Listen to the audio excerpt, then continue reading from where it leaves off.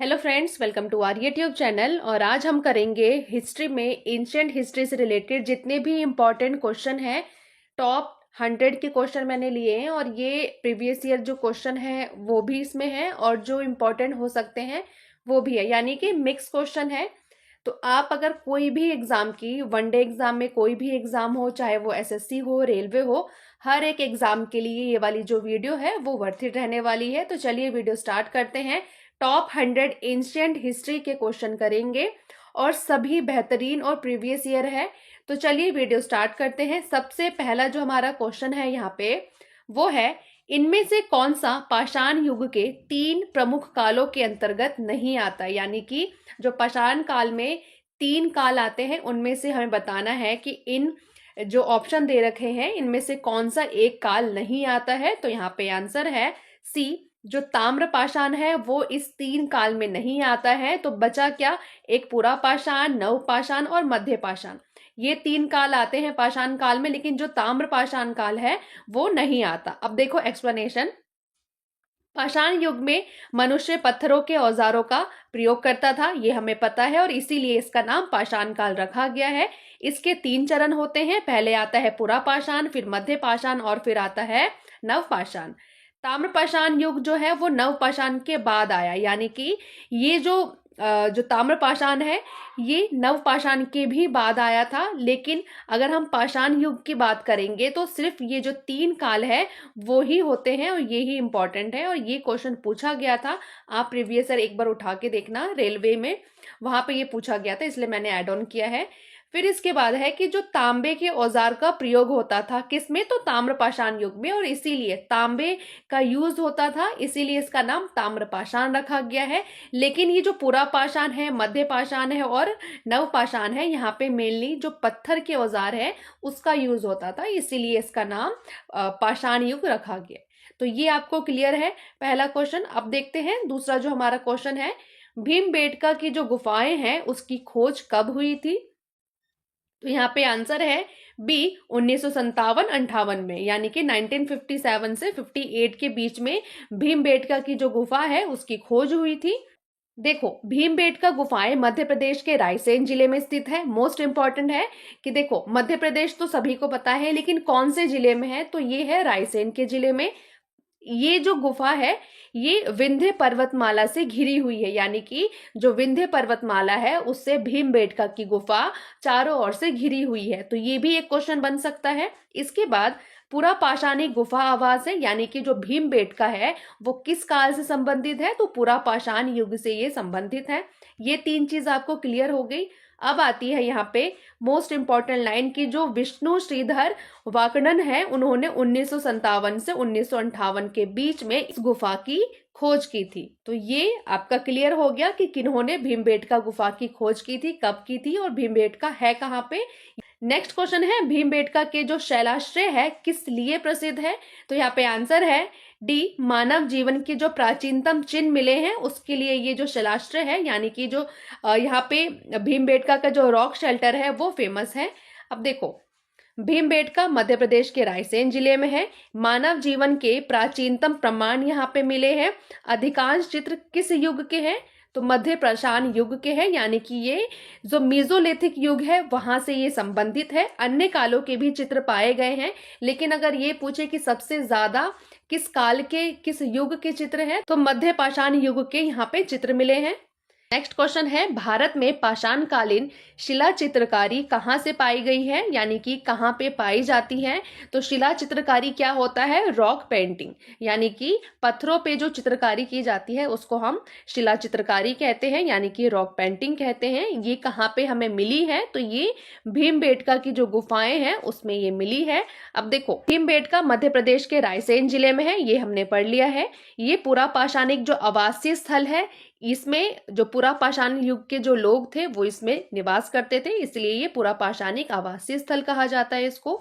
ये पाषाण कालीन जो शिला चित्रकारी है यहाँ पे पाई गई है, यानी कि जो रॉक पेंटिंग है, दीवारों पे जो चित्रकारी की गई है वो सभी चीजें इस गुफा में पाई गई हैं। ये बनाई किन्होंने होगी, तो जो उस टाइम पे यानी कि पुरा पाषाण मध्य पाषाण काल में जो लोग रहते थे उन्होंने चित्रकारी की थी और इसके प्रमाण हमें मिले हैं।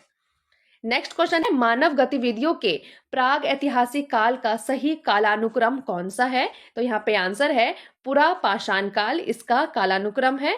तो देखो सबसे पहले देखो प्राग ऐतिहासिक काल में लिपि का कोई विकास नहीं हुआ था, यानी कि जब प्राग ऐतिहासिक काल चल रहा था तो उस टाइम पे कोई भी लिपि या फिर उस टाइम पे लोग ना वो लिख सकते थे ना पढ़ सकते थे, तो वहां पे कोई भी लिपि का विकास नहीं हुआ था। मानव का जो जीवन है वो पत्थरों पर आधारित था, वो पत्थरों से ही शिकार करता था और उसी के सहारे वो अपना जीवन यापन करता था। ये भी आपको क्लियर है। और इस काल को पाषाण काल कहते हैं और ये 3 टाइप के होते हैं, यानी कि 3 युग इसमें आते हैं जो कि हमने फर्स्ट क्वेश्चन में पढ़ा था। और वो तीनों कौन कौन से हैं? एक पुरा पाषाण है, एक मध्य पाषाण है और फिर आया नव पाषाण काल। तो ये 3 काल होते हैं। नेक्स्ट क्वेश्चन है सिंधु घाटी सभ्यता में शिल्प निर्माण के लिए सीप कहां से मिलते थे? तो यहाँ पे आंसर है सी, नागेश्वर से सीप मिलते थे। अब देखो जो सीप है नागेश्वर ये कहाँ पे है? तो गुजरात में एक जगह है, वहां से ये प्राप्त करते थे। और ये जो सभ्यता है वो क्या बनाते थे? तो मोहरे, आभूषण और मिट्टी की जो मूर्तियां हैं वो सभी बनाते थे और इसी का प्रमाण मिला है। जो सीप है, सीप से उन्होंने ये सभी चीजें बनाई हैं और ये हमें उसी जो साक्ष्य मिले हैं उससे पता चलता है कि ये सीप कहाँ से ये लाते थे। तो ये नागेश्वर जो गुजरात में है वहां से ये प्राप्त करते थे। नेक्स्ट क्वेश्चन है सिंधु घाटी सभ्यता का कौन सा स्थल पंजाब में स्थित है? तो यहाँ पे आंसर है डी, रोपड़ जो है वो सिंधु घाटी सभ्यता का एक स्थल है जो कि पंजाब राज्य में स्थित है। देखो रोपड़ की खोज 1950 में बीबी लाल ने की। मोस्ट इंपॉर्टेंट है, सतलज नदी के तट पर ये जो रोपड़ है वो स्थित है। मानव और पालतू कुत्ते के दफनाने के प्रमाण यहाँ से मिले हैं। तो ये इंपॉर्टेंट है, क्वेश्चन आएगा कि मानव और पालतू कुत्ते को एक साथ कहाँ पे दफनाया गया है और ये प्रमाण हमें कहाँ से मिले हैं? तो ये कहाँ से मिले हैं? रोपड़ से मिले हैं जो कि पंजाब राज्य में स्थित है। नेक्स्ट क्वेश्चन है हड़प्पा की जो अधिकांश मोहरें हैं वो किस पत्थर से बनी हुई मिली हैं? तो यहाँ पे आंसर है स्टीएटाइट नामक जो पत्थर है उससे हड़प्पा की ज्यादातर जो मोहरें हैं वो बनाई जाती थी। अब देखो अधिकतर जो मोहरें हैं वो सेल खड़ी जिसको हम स्टीएटाइट कहते हैं उससे बनी हुई थी। इसका जो इसका डायमेंशन था वो था 2x2 ठीक है। आयाम के चौकोर होती थी, ये ऐसे चौकोर होती थी, 2x2 में होती थी ये। और इसका उपयोग व्यावसायिक उद्देश्यों के लिए, यानी कि जो व्यवसाय में लेन देन होता है, खरीद और बेचने के पर्पज से इसको बनाया जाता था और इसका उपयोग किया जाता था। नेक्स्ट क्वेश्चन है धोलावीरा किस राज्य में स्थित है? तो यहाँ पे आंसर है ए, गुजरात में धोलावीरा स्थित है। धोलावीरा गुजरात के कच्छ में स्थित है और ये 1968 में जगपति जोशी ने इसकी खोज की है। 2021 में इसे विश्व धरोहर घोषित किया गया है। नेक्स्ट क्वेश्चन है धोलावीरा किस सभ्यता से संबंधित है? तो आप सभी को पता है सिंधु घाटी सभ्यता से धोलावीरा संबंधित है। देखो धोलावीरा सिंधु घाटी सभ्यता से संबंधित है और ये नगर नियोजन और जल प्रबंधन के लिए मशहूर था। क्वेश्चन है मोहनजोदड़ो में पाया गया जो विशाल स्नानागार है वो किस आकार का था? तो यहाँ पे आंसर है डी, आयत आकार का था। ये देखो आयत आकार का ये स्नानागार था जिसको हम ग्रेट बाथ कहते हैं। अब देखो यहाँ पे मोहनजोदड़ो का जो विशाल स्नानागार था वो आयताकार एक टैंक था। सिंधु घाटी सभ्यता का प्रमुख स्थापत्य उदाहरण है, यानी कि ये जो हमें प्रमाण मिले हैं उनमें से सबसे इंपॉर्टेंट है, बहुत फेमस है। क्या? तो ये स्नानागार मोहनजोदड़ो की खोज राखलदास बनर्जी ने 1922 में की थी। नेक्स्ट क्वेश्चन है 1920-21 के आसपास किस नदी के किनारे हड़प्पा नगर मिला है? यानी कि हड़प्पा नगर की जब खोज हुई है 1921 में तो ये किस नदी के किनारे है? तो ये हमें एग्जैक्टली बताना है। रावी नदी के किनारे हड़प्पा नगर स्थित है। देखो हड़प्पा जो नगर है वो रावी नदी के तट पर स्थित है। 1920-21 में इसकी खोज किसने की है? तो दयाराम साहनी ने की है और माधो स्वरूप वत्स थे। ये 2 लोग थे लेकिन फेमस है और आपके एग्जाम में सिर्फ और सिर्फ दयाराम साहनी पूछा जाता है, तो आप यहाँ पे दयाराम साहनी याद कर सकते हो। 1921 में हड़प्पा की खोज की है और हड़प्पा रावी नदी के तट पर स्थित है। नेक्स्ट क्वेश्चन है सिंधु घाटी सभ्यता के किस नगर का अर्थ है मृतकों का टीला? तो यहाँ पे आंसर है जो मोहनजोदड़ो है वो उसको हम कहते हैं मृतकों का टीला, यानी कि माउंड ऑफ द डेड। अब देखो मोहनजोदड़ो का सिंधी भाषा में शब्द है, यानी कि इसका अर्थ है मृतकों का टीला, यानी कि मोहनजोदड़ो एक सिंधी भाषा का शब्द है जिसको हम कहते हैं मृतकों का टीला। ये नियोजित और परिपक्व नगर था, यानी कि बहुत ज़्यादा सिस्टम से यहाँ पे काम चलता था। आपने यहाँ की सड़कें देखी होंगी, यहाँ के नालियाँ देखी होंगी, यहाँ के जितने इलाके हैं वो देखे होंगे। हर एक चीज़ सिस्टम से और अच्छी तरीके से यहाँ पे नियोजित की जाती थी। सिंधु नदी के दाएं किनारे पर जो मोहनजोदड़ो है वो स्थित है। तो आप ये याद कर सकते हो कि जो मोहनजोदड़ो है वो एक सिंधी भाषा का शब्द है और जिसका अर्थ है मृतकों का टीला। नेक्स्ट क्वेश्चन है मोहनजोदड़ो का शब्द का अर्थ क्या है? तो अभी हमने पढ़ा है मृतकों का टीला। देखो, ये सिंधी भाषा से लिया गया है और इसका मीनिंग क्या है इसकी? तो मृतकों का टीला इसको कहा जाता है। मोहनजोदड़ो कहाँ पे स्थित है? तो ये सिंध में स्थित है। देखो, ये सिंध प्रांत जो कि पाकिस्तान में है वहां पे ये स्थित है। किस नदी पे? तो सिंधु नदी के तट पर, जो लरकाना जिला है पाकिस्तान में। 1922 में राखलदास बनर्जी ने इसकी खोज की थी। अगर आपको बेस्ट कंटेंट के साथ तैयारी करनी है तो ये हमारी 3 बुक आती है, रामबाण स्टैटिक जीके, करंट अफेयर और सामान्य विज्ञान। तीनों ई बुक है। ये जितने भी स्टैटिक जीके के टॉपिक होते हैं, सब्जेक्ट होते हैं, वो सभी दिए गए हैं। ये सभी टॉपिक के आपको स्टैटिक जीके मिल जाएंगे। ये जो जैसा नाम है रामबाण स्टैटिक जीके, वैसे ही आपको कंटेंट भी देखने को मिलेगा।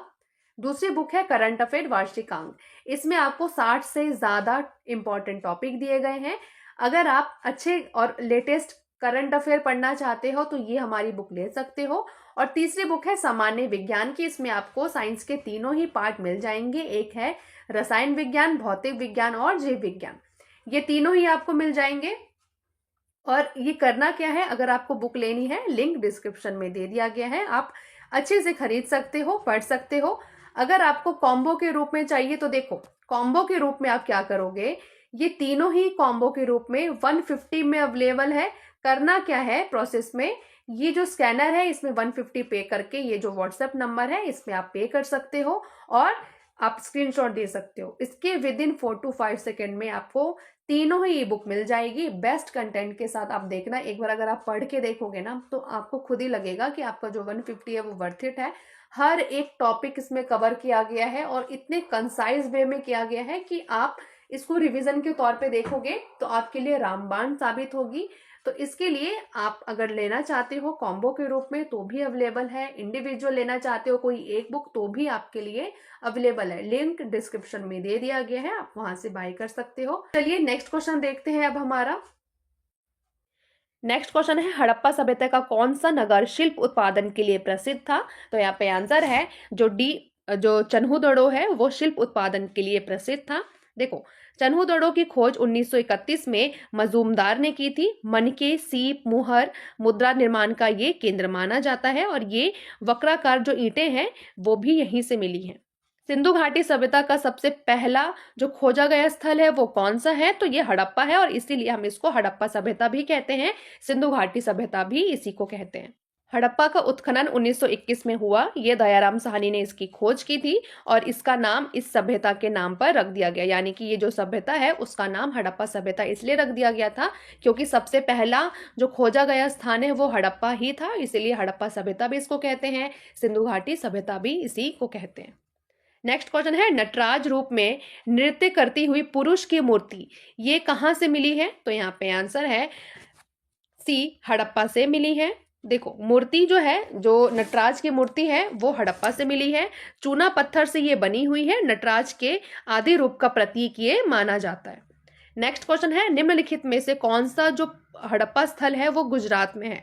तो यहाँ पे जो धौलावीरा है वो हड़प्पा स्थल गुजरात में मिला है। धौलावीरा गुजरात के कच्छ क्षेत्र में स्थित है, ये हमें क्लियर है। और ये रन ऑफ कच्छ के खादिर बेट द्वीप पर ये स्थित है। इसकी खोज 1968 में जगतपति जोशी ने की थी। नेक्स्ट क्वेश्चन है निम्नलिखित में से कौन सा स्थल सिंधु घाटी सभ्यता का भाग नहीं है? तो यहाँ पे डी, उरकू है, उरुक, ये सिंधु घाटी सभ्यता का भाग नहीं है। बाकी जो मोहनजोदड़ो है, लोथल है और हड़प्पा है, ये तीनों सिंधु घाटी सभ्यता का भाग है। उरुक सुमेरियन सभ्यता का एक नगर था। मोहनजोदड़ो, हड़प्पा और लोथल ये सिंधु सभ्यता का एक स्थल है। देखो, क्वेश्चन कैसे पूछा गया था एग्जाम में कि जो उरुक है वो किस सभ्यता से रिलेटेड है? तो वहां पे मेसोपोटामिया दिया था, सुमेरियन, और इसके अलावा जो हड़प्पा है वो दिया था। लेकिन यहाँ पे मैंने थोड़ा सा चेंज कर दिया था ताकि आपको इजी हो। अदरवाइज ये जो उरुक है इस पे क्वेश्चन बना था और आप ये याद रखना कि जो उरुक है वो सुमेरियन सभ्यता का एक नगर था। नेक्स्ट क्वेश्चन है लोथल किस राज्य में स्थित है? तो लोथल गुजरात राज्य में स्थित है।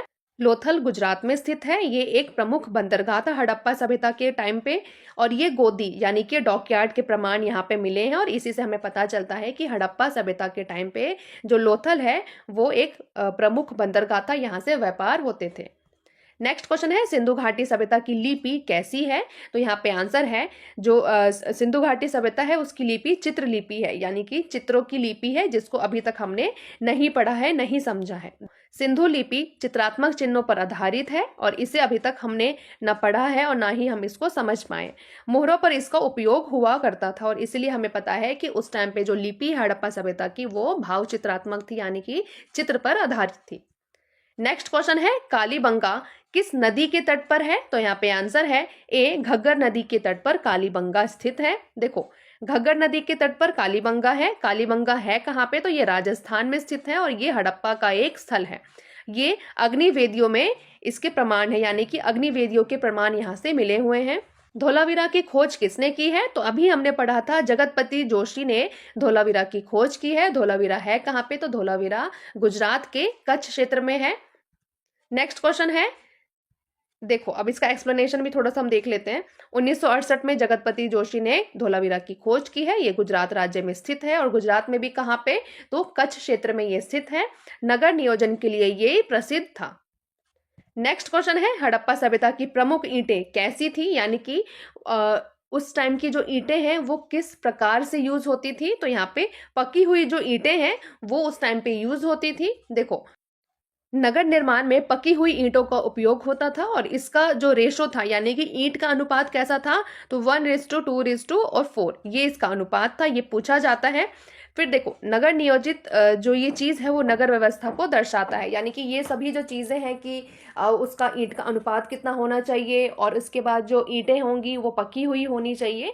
तो ये सभी चीजें क्या दर्शाती है कि उस टाइम पे लोग इतने समझदार, इतने स्मार्ट थे कि वो अपना जो नगर नियोजन है वो भी बहुत बेहतरीन तरीके से करते थे, जो कि आज के टाइम पे भी पॉसिबल है, बट कोई करना नहीं चाहता। तो ये चीज़ें आप देख सकते हो, दर्शाता है कि नगर व्यवस्था कितनी बेहतरीन थी उस टाइम पे। नेक्स्ट क्वेश्चन है सिंधु घाटी सभ्यता में जल निकासी व्यवस्था कैसी थी? तो यहाँ पे आंसर है सी, अत्यंत विकसित थी, यानी कि बहुत ज़्यादा डेवलप्ड थी, अच्छे लेवल की, मॉडर्न टाइम की वो विकसित हो रखी थी। देखो, नालियां ढकी हुई थी, घरों से नालियों का सीधा संपर्क था, और उच्च नगर नियोजन का यहाँ पे प्रमाण मिलता है।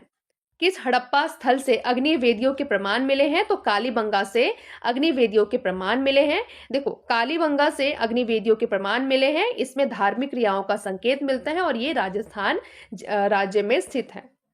सिंधु घाटी सभ्यता में मुख्य व्यवसाय क्या था? तो यहाँ पे जो मुख्य व्यवसाय था लोगों का वो कृषि ही था। कृषि आधारित ये सभ्यता थी। देखो, कृषि प्रमुख व्यवसाय था। गेहूं और जो मुख्य फसलें थी, सिंचाई की बहुत अच्छी व्यवस्था यहाँ पे की गई थी। हड़प्पा सभ्यता के लोग किस धातु से परिचित नहीं थे? तो यहाँ पे वो लोहा से परिचित नहीं थे, तांबा से थे, कांसे से थे, और सोना से भी थे। लेकिन ये जो लोहा है ये वैदिक काल में जाके परिचित हुआ था, लेकिन हड़प्पा के लोग लोहे से परिचित नहीं थे। और ये क्वेश्चन पूछा जाता है, इसलिए मैंने इसमें ऐड ऑन किया है कि लोहा जो है वो वैदिक काल में परिचित हुआ था, वैदिक काल के लोगों ने इसको जानना स्टार्ट किया था, लेकिन हड़प्पा सभ्यता के लोग लोहे का नाम तक नहीं जानते थे।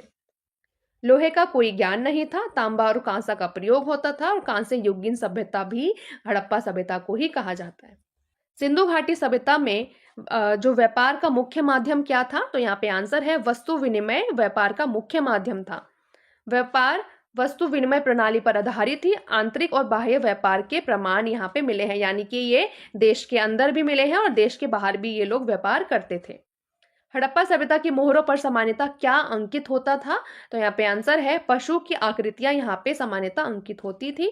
देखो, मोहरों पर बैल, एक श्रृंगी और हाथी, ये सभी पशुओं के चित्र मिले हैं, और इसके साथ साथ लिपि के चिन्ह भी ये जो मोहरे हैं उस पे दिखाई दिए हैं, और इसीलिए हम कहते हैं कि मोहरों पे सबसे ज्यादा जो जानवर है उनके चित्र यहाँ पे हमें मिले हैं हड़प्पा सभ्यता में।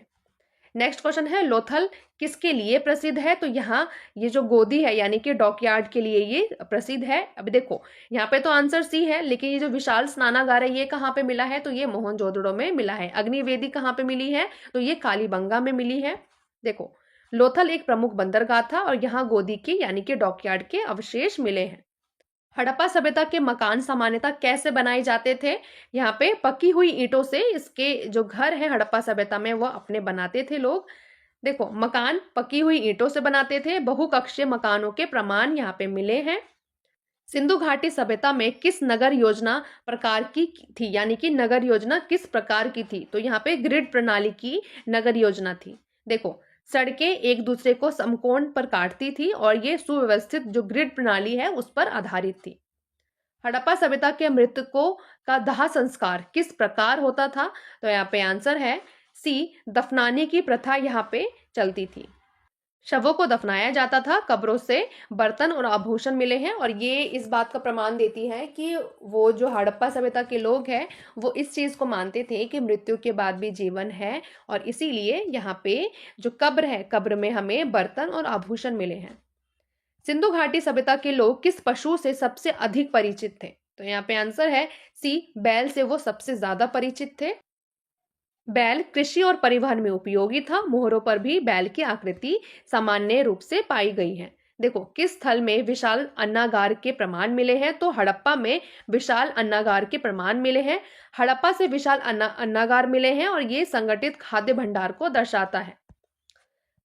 हड़प्पा सभ्यता में किस फसल के प्रमाण नहीं मिले हैं? तो चावल के प्रमाण नहीं मिले हैं। गेहूं उगाए जाते थे, जौ और कपास, ये तीन चीज उगाई जाती थी। देखो, गेहूं, जौ और कपास के प्रमाण मिले हैं, लेकिन चावल का कोई स्पष्ट प्रमाण नहीं मिला है। सिंधु घाटी सभ्यता को किस युग से संबंधित माना जाता है? तो यहाँ पे आंसर है जो कांस्य युग है उससे सिंधु घाटी सभ्यता को माना जाता है। अब देखो, तांबे और कांसे का प्रयोग होता था और इसीलिए इसको हम कांस्य युगीन सभ्यता भी कहते हैं, और ये लोहे का ज्ञान इस समय में नहीं था। सिंधु घाटी सभ्यता का धार्मिक जीवन किस पर आधारित था? तो यहाँ पे आंसर है प्रकृति की पूजा पर इनका धार्मिक जीवन आधारित था। देखो, पशु, वृक्ष और मातृ देवी के संकेत यहाँ से मिले हैं। प्रकृति पूजा के प्रमाण भी यहाँ से मिले हैं। हड़प्पा सभ्यता की लिपि किस दिशा में लिखी जाती थी? तो यहाँ पे आंसर है बी, दाएं से बाएं, यानी कि दाएं से बाएं लिखी जाती थी, उल्टी लिखी जाती थी। अधिकांश मोहरों पर दाएं से बाएं यानी कि उल्टी लिखी जाती थी। दाएं से बाएं, इस तरफ से वो लिखना स्टार्ट करते थे और इस तरफ वो लिखते थे, यानी कि उल्टी दिशा में लिखते थे। इसके अलावा कुछ जो मोहरे हैं उस पे बूस्टोफैडन शैली में भी लिखावट मिली हुई है। सिंधु घाटी सभ्यता का अंतिम खोजा गया जो प्रमुख स्थल है, यानी कि सबसे बाद में खोजा गया हड़प्पा सभ्यता का कौन सा स्थल है? तो यहाँ पे आंसर है जो धौलावीरा है वो अंतिम खोजा गया हड़प्पा सभ्यता का स्थल है। देखो, धौलावीरा 1968 में इसको खोजा गया है और ये सबसे बाद का ये स्थल है। देखो, यहाँ से हमारा वैदिक काल स्टार्ट हो गया है।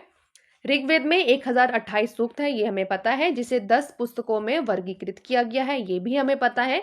लेकिन उस पुस्तक को क्या कहा जाता है वो बताना है। तो देखो कैसे क्वेश्चन पूछता है। अब ये 1028 कितने सूक्त है, कितने मंत्र है, वो सभी चीजें नहीं पूछी जाती।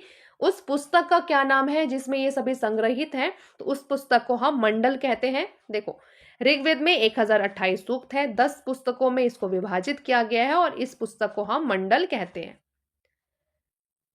नेक्स्ट क्वेश्चन है बृहदारण्यक, मुंडक और तैत्तिरीय, ये निम्नलिखित में से किस श्रेणी के धार्मिक ग्रंथों के उदाहरण है? यानी कि ये कौन सी श्रेणी में आते हैं? तो ये उपनिषद, यानी कि सी यहाँ पे आंसर है, उपनिषद के उदाहरण है। देखो, बृहदारण्य, मुंडक और तैत्तिरीय ये एक उपनिषद है। सत्यमेव जयते मुंडको उपनिषद से लिया गया है।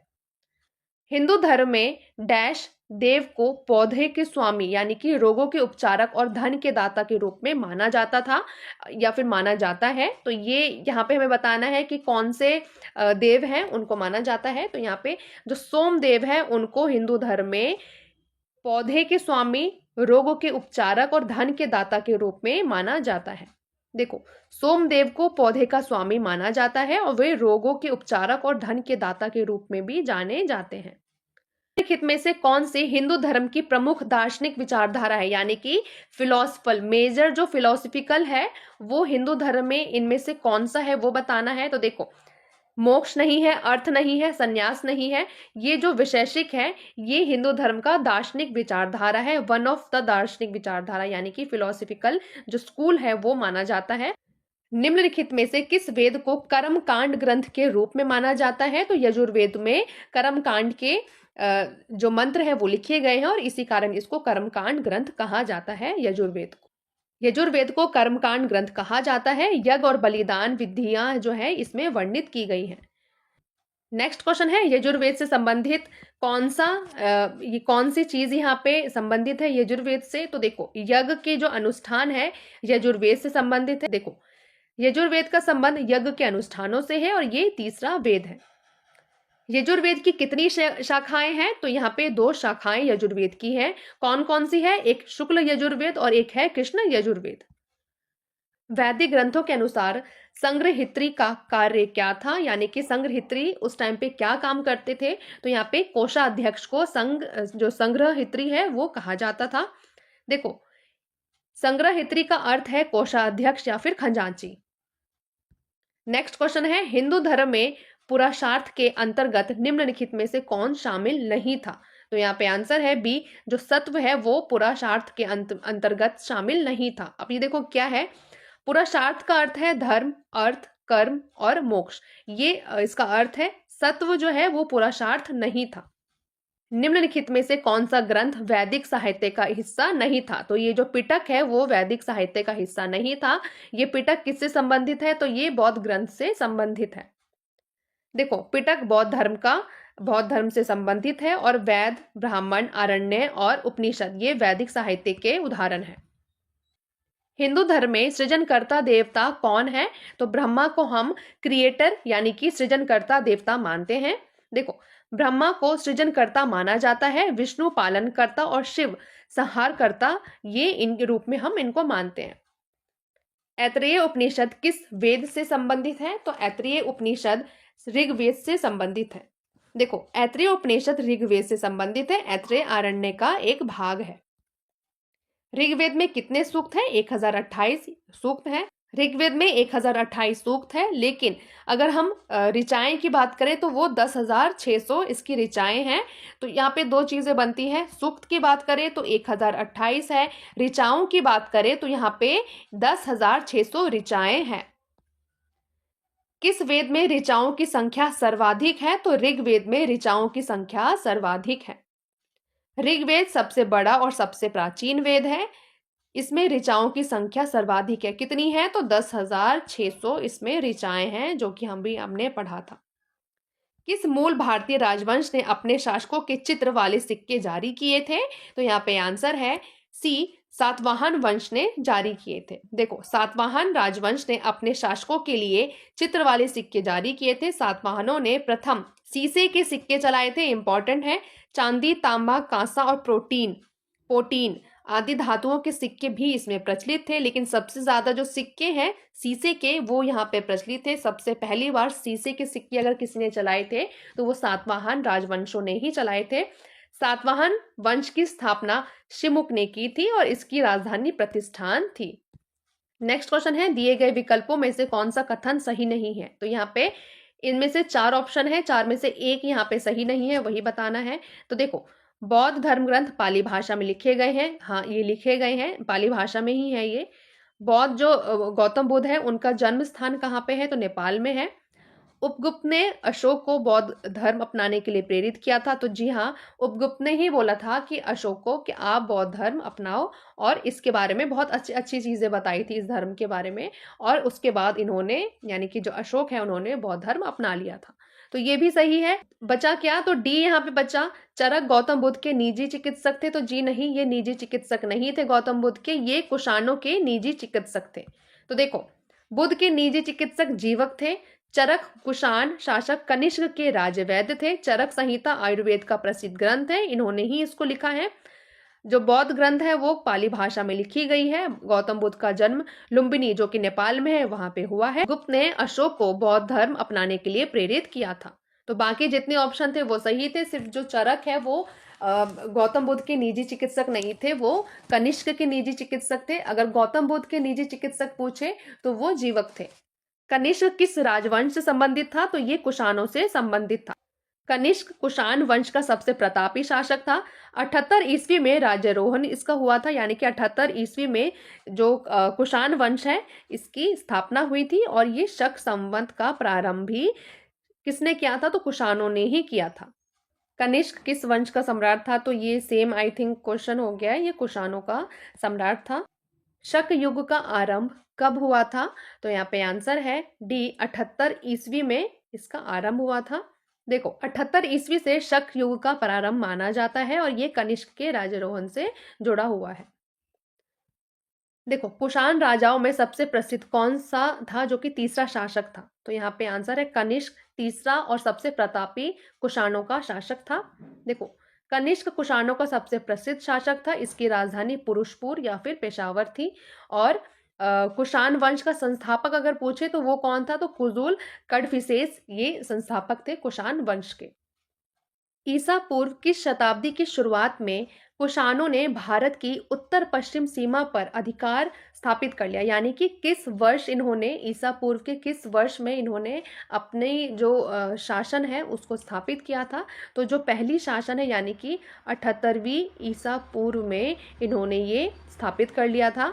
देखो ईसा पूर्व पहली शताब्दी जो कि 78वीं में इन्होंने ये स्थापित किया था। कुषाणों ने उत्तर पश्चिम भारत में अपना जो प्रभुत्व है वो स्थापित किया था।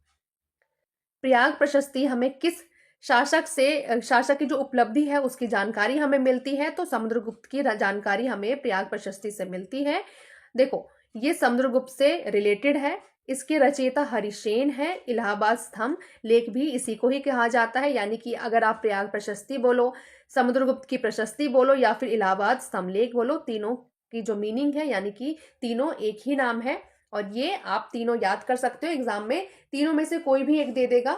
तो यहाँ पे आपको करना है प्रयाग प्रशस्ति समुद्रगुप्त से रिलेटेड है। हर्षवर्धन निम्नलिखित में से किस वंश से संबंधित था? तो ये पुष्यभूति वंश से हर्षवर्धन संबंधित था। देखो हर्षवर्धन पुष्यभूति वंश का शासक था। उसने कन्नौज को अपनी राजधानी बनाई। रत्नावली, प्रियदर्शिका, नागानंद नाटकों की रचना भी हर्षवर्धन ने ही की है। रवि कीर्ति का ऐहोल शिलालेख किस पर विजय का वर्णन है? तो यहाँ पे आंसर है डी, हर्ष पर विजय का यहाँ पे वर्णन मिला है। देखो ऐहोल शिलालेख रवि कीर्ति के द्वारा लिखा गया है। पुलकेशिन द्वितीय की हर्ष पर विजय का वर्णन इस ऐहोल अभिलेख में हमें मिलता है। नेक्स्ट क्वेश्चन है उड़ीसा के उदयगिरी से हाथी गुम्फा शिलालेख किस राजा से संबंधित है? तो यहाँ पे 2-3 क्वेश्चन बन जाते हैं कि जो हाथी गुम्फा शिलालेख है वो कहाँ पे है? तो उड़ीसा में है। और ये उड़ीसा में भी कहाँ पे है? तो उदयगिरी में ये स्थित है। और ये किस राजा से संबंधित है? तो यहाँ पे आंसर है ये खारवेल राजा से हाथी गुम्फा शिलालेख संबंधित है। देखो उदयगिरी की गुफा में हाथी गुम्फा शिलालेख है। ये कलिंग के राजा खारवेल ने उत्कीर्ण करवाया था। भाषा क्या है? प्राकृतिक इसकी भाषा है। और प्राचीन भारतीय इतिहास में महत्वपूर्ण अभिलेख ये माना जाता है। प्रयाग प्रशस्ति से हमें किस राजा की उपलब्धि की जानकारी मिलती है? समुद्रगुप्त की जानकारी हमें मिलती है। कवि हरिसेन ने इसकी रचना की थी। राज्यों पर विजय का वर्णन है, यानी कि इसमें समुद्रगुप्त ने जो जो विजय प्राप्त किया है अपने जीवन भर में उन सभी का वर्णन इसमें किया गया है हरिसेन के द्वारा। इलाहाबाद स्तंभ लेख के रूप में यह प्रसिद्ध है। और भाषा संस्कृत और शैली कौन सी है? तो चंपू शैली है। हर्षवर्धन के शासनकाल में भारत आने वाला चीनी यात्री कौन सा था? तो यहाँ पे ह्वेनसांग या फिर जुआनजांग, दोनों नाम में से एक नाम देगा, ह्वेनसांग या फिर जुआनजांग, एक ही इंसान था। तो ये यहाँ पे आंसर है। देखो ह्वेनसांग या फिर श्वेनसांग ये दोनों ही एक नाम है। नालंदा विश्वविद्यालय ये आया था। छात्र और शिक्षक दोनों के रूप में ये यहाँ पे रहा है। पहले ये छात्र रहा था, उसके बाद ये शिक्षक के रूप में इसने यहाँ पे काम किया। बीज गणित के महत्वपूर्ण योगदान देने वाले प्राचीन भारतीय गणितज्ञ कौन थे? तो यहाँ पे आंसर है आर्यभट्ट को प्राचीन भारतीय गणितज्ञ के रूप में माना जाता है। आर्यभट्ट ज्योतिष भी थे। गणित के महान योगदान इन्होंने दिया है। पटना के कुसुमपुर में इनका जन्म हुआ है। चरक आयुर्वेद के विशेषज्ञ है। और ब्रह्मगुप्त और वराहमिहिर क्या है? ये भी गणितज्ञ हैं। लेकिन अगर हम बीज गणित की बात करें बेसिकली तो ये आर्यभट्ट से रिलेटेड है। ये एक ज्योतिषी भी थे। हर्षवर्धन के दरबारी कवि कौन थे? तो यहाँ पे बाणभट्ट हर्षवर्धन के दरबारी कवि थे। उन्होंने हर्षचरित और कादम्बरी ये 2 पुस्तक लिखी है। 7वीं शताब्दी में संस्कृत गद्य लेखक थे। हर्षवर्धन स्वयं भी साहित्यकार थे। चंद्रगुप्त द्वितीय के 9 रूपों में से कौन सा एक है, यानी कि इनमें से बताना है कि चंद्रगुप्त द्वितीय, जिसको विक्रमादित्य भी कहा जाता है, उसकी उपाधि ली थी उसने, तो इनमें से कौन सा एक रूप है, तो वराहमिहिर ये 9 रत्नों में से एक है। देखो, चंद्रगुप्त द्वितीय को विक्रमादित्य कहा जाता है। शासनकाल इसका 375 से 415 इसका शासनकाल है। स्वर्णिम युग का समय, यानी कि गुप्त वंश को सोने का युग, भारत में सोने का युग या फिर स्वर्ण युग कहा जाता है। नवरत्न में से कालिदास, वराहमिहिर और धन्वंतरी ये सभी फेमस है। निम्नलिखित में से कौन सा ग्रंथ मुगल भारत के इतिहास के अध्ययन के लिए उपयोगी नहीं है, तो यहाँ पे आंसर है जो शाहनामा है वो उपयोगी नहीं है। देखो, शाहनामा फारसी कवि फिरदौसी के द्वारा 1977 से 1010 में रचित ईरान का एक राष्ट्रीय महाकाव्य है। ये प्राचीन ईरानी इतिहास और पौराणिक कथाओं पर आधारित है, ना कि मुगल पर ये आधारित है। तो ये शाहनामा फिरदौसी ने लिखा था और ये फारसी भाषा में है। मनु, याज्ञवल्क्य, नारद और बृहस्पति ये कौन थे, तो यहाँ पे आंसर है ये तीनों ही प्राचीन भारत के कानूनज्ञ थे। अब देखो, ये कानूनज्ञ क्या होता है, जो नियम बताता है, जो नियम, रूल्स, रेगुलेशन वो सभी बताते हैं, उसको कानूनज्ञ कहते हैं। अब यहाँ पे देखो, ये सभी स्मृति ग्रंथों के रचयिता माने जानते हैं। इन्होंने धर्म और कानून से जुड़े हुए नियम बताए हैं। इनके ग्रंथों का उपयोग न्याय व्यवस्था में हुआ और ये प्राचीन भारतीय विधि परंपरा से जुड़े हुए थे। द्रव्य गुण शास्त्र, जिसमें चिकित्सा पादप की विभिन्न प्रजातियों का वर्णन है, किसका अंग है, तो यानी कि द्रव्य गुण शास्त्र किसका अंग है, तो यहाँ पे आंसर है ये आयुर्वेद का अंग है। देखो, द्रव्य गुण शास्त्र औषधीय पदार्थों से संबंधित है। जो वनस्पति है उसका विवरण मिलता है, यानी कि इसकी पढ़ाई होती है। आयुर्वेद का सबसे महत्वपूर्ण अंग है और चिकित्सा पद्धति का आधार ये है।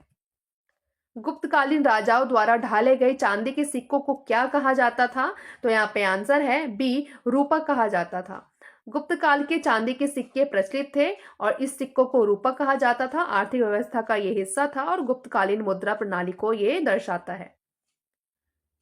पेरुंथल गांव, जहां शीशे के मनकों के कारखाने मिले हैं, किस राज्य में स्थित है, तो यहाँ पे आंसर है तमिलनाडु में पेरुंथल गांव स्थित है।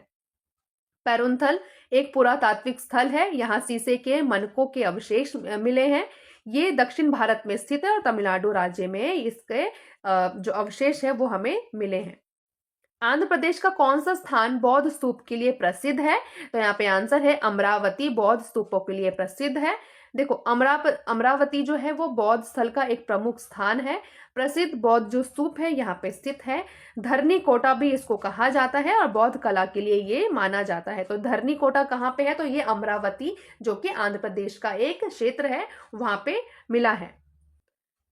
देवी चंद्रगुप्तम की रचना किसने की है, तो यहाँ पे आंसर है ए, विशाख दत्त ने देवी चंद्रगुप्त की रचना की है। ये संस्कृत का नाटक है। इसके रचयिता विशाख दत्त है। गुप्तकालीन इतिहास पर यह आधारित है और चंद्रगुप्त विक्रमादित्य का वर्णन इसमें मिलता है। सिंधु घाटी सभ्यता का स्थल कोटा टिब्बा किस राज्य में स्थित है, तो यहाँ पे आंसर है ए, गुजरात में ये कोटा टिब्बा स्थित है। देखो, कोटा टिब्बा धौलावीरा का स्थानीय नाम है। धौलावीरा सिंधु घाटी सभ्यता का स्थल है। ये गुजरात में है और ये महत्वपूर्ण पुरातात्विक खोज है। चौल मंदिरों के प्रमुख देवता कौन थे, तो यहाँ पे आंसर है ए, शिव चौल मंदिरों के प्रमुख देवता थे। देखो, चौल काल में शिव पूजा प्रमुख थी। अधिकांश मंदिर शिव को समर्पित थे। शिव की मूर्तियां अधिक संख्या में मिली हैं और चौल स्थापत्य में शैव परंपरा दिखती है। नेक्स्ट क्वेश्चन है, हड़प्पा सभ्यता में किसकी पूजा नहीं की जाती थी, तो यहाँ पे सी, विष्णु की पूजा नहीं की जाती थी। अब देखो, मातृ देवी की पूजा के प्रमाण मिले हैं। पशुपति शिव के भी प्रमाण मिले हैं। पीपल वृक्ष के लिए ये पूजनीय था, लेकिन विष्णु पूजा का कोई भी प्रमाण नहीं मिला है। अष्टांग संग्रह की रचना किसने की है, तो यहाँ पे आंसर है वाग्भट ने अष्टांग संग्रह है उसकी रचना की है। देखो, आयुर्वेद से संबंधित ये ग्रंथ है। इसके रचयिता वाग्भट है, ना कि बाणभट्ट है। चिकित्सा ज्ञान पर यह आधारित है और आयुर्वेद का सबसे महत्वपूर्ण ग्रंथ है। सोमपुरी विश्वविद्यालय की स्थापना किसने की है, तो यहाँ पे आंसर है धर्मपाल ने सोमपुरी विश्वविद्यालय की स्थापना की है। ये पाल वंश के काल में स्थापित हुआ है। इसके संस्थापक धर्मपाल है। बंगाल क्षेत्र में ये स्थित है और ये बौद्ध शिक्षा का एक केंद्र था। निम्न में से सबसे प्राचीन स्मृति कौन सी है? तो यहाँ पे आंसर है ए, मनुस्मृति सबसे प्राचीन स्मृति है। देखो, मनुस्मृति सबसे पुरानी है, पूर्व गुप्त काल की ये मानी जाती है। इसमें 12 अध्याय है और धर्म और कानून पर ये जो ग्रंथ है वो आधारित है। कनिष्क के शासन काल में कौन सी बौद्ध संगति हुई है? तो कनिष्क के टाइम पे लास्ट यानी कि चतुर्थ संगति हुई है। ये चतुर्थ बौद्ध संगति थी। इसका आयोजन कश्मीर में हुआ था, कनिष्क के संरक्षण में हुआ था, यानी कि कनिष्क ने इसको करवाया था। और बौद्ध धर्म 2 संप्रदायों यानी कि एक हीनयान और एक महायान में विभाजित हो गया था। हेमिस उत्सव भारत में किस भाग में मनाया जाता है? तो यहाँ पे आंसर है जो हेमिस उत्सव है वो लद्दाख में मनाया जाता है। देखो, ये उत्सव भगवान पद्मा संभव को समर्पित है। बौद्ध परंपरा से ये जुड़ा हुआ है, प्रतिवर्ष ये मनाया जाता है और ये लद्दाख में आयोजित। हाइडेस्पीस युद्ध किस नदी के किनारे हुआ है? तो ये झेलम नदी के किनारे हुआ था। देखो, ये युद्ध 326 ईसा पूर्व में हुआ है, सिकंदर और पोरस के बीच में हुआ था। हाइडेस्पीस नदी को झेलम कहते हैं और ये पंजाब में स्थित है, तो इसीलिए इसको हाइडेस्पीस का युद्ध कहते हैं। झेलम नदी के किनारे हुआ था, तो ये झेलम नदी का युद्ध भी इसको कहा जाता है। कब हुआ था? तो 326 ईसा पूर्व में हुआ था। किन दोनों के बीच में? तो सिकंदर और पोरस के बीच में ये हुआ था। आश्रित परिवार का प्रावधान किए बिना भिक्षावृत्ति की सजा किसने तय की थी? तो यहाँ पे आंसर है सी, कौटिल्य ने ये तय की थी। देखो, ये नियम अर्थशास्त्र में वर्णित है, इसके रचयिता कौटिल्य है। इसमें सामाजिक उत्तरदायित्व पर जोर दिया गया है, राज्य व्यवस्था में से संबंधित ये नियम माना जाता है। भारतीय सूती वस्त्रों की सफेदी का वर्णन किसने दिया है? तो यहाँ पे मेगास्थनीज ने इसका वर्णन दिया है। मेगास्थनीज यूनानी राजदूत थे। वे चंद्रगुप्त मौर्य के दरबार में आए, उन्होंने भारतीय वस्त्रों का वर्णन किया और स्पेशली सूती वस्त्र की जो सफेदी है उसको बताया कि सूती वस्त्र बहुत साफ और बहुत रंगीन होते थे, अच्छे साफ सुथरे होते थे, बहुत इसकी जो सफेदी है वो दुनिया में कहीं और नहीं मिलती। इन सभी चीजों का वर्णन किसने बोला है? तो मेगास्थनीज ने इसका वर्णन किया है अपनी बुक में। बिंदुसार के दरबार में डायोमेकस को किसने भेजा था? तो यहाँ पे आंसर है डायोमेकस को एंटियोक्स ने भेजा था। बिंदुसार मौर्य शासक था, उनके यूनानी शासकों से संबंध थे। एंटियोक्स ने अपना राजदूत भेजा था और राजदूत का नाम क्या था? तो डायोमेकस इसका राजदूत का नाम था। अशोक के कुल कितने शिलालेख हैं? तो यहाँ पे आंसर है डी, 33 शिलालेख मिले हैं।